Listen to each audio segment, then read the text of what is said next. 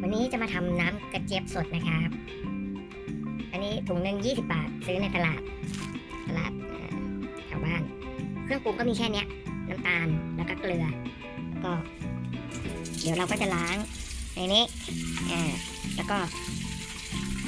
เติมน้ำนะครับระดับก็ให้มันประมาณนี้เต็มแล้วเดี๋ยวตั้งเอากระเจี๊ยบไปใส่น้ำไว้เลยก็ได้ไม่ต้องรอให้น้ำเดือดก่อน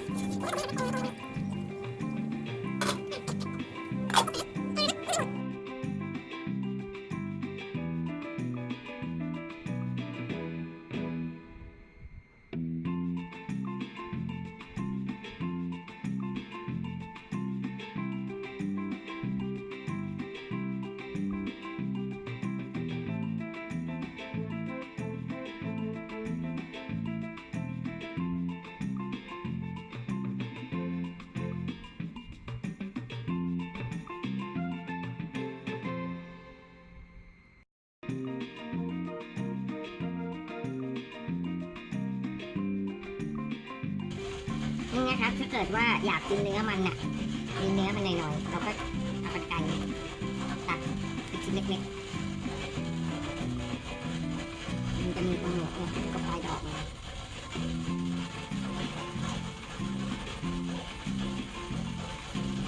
เล็กน้อยขึ้นมานี่นะตัดก็จะมีเนื้อ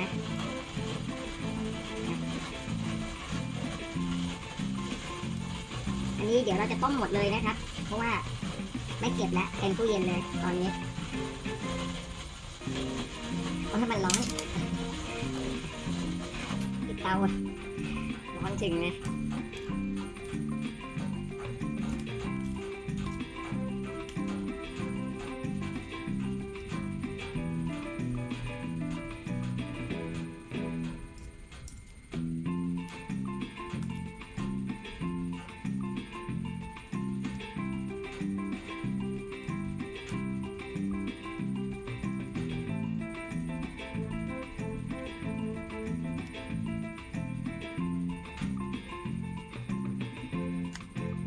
คนชอบทานอะไรแล้วให้มันมีเนื้อ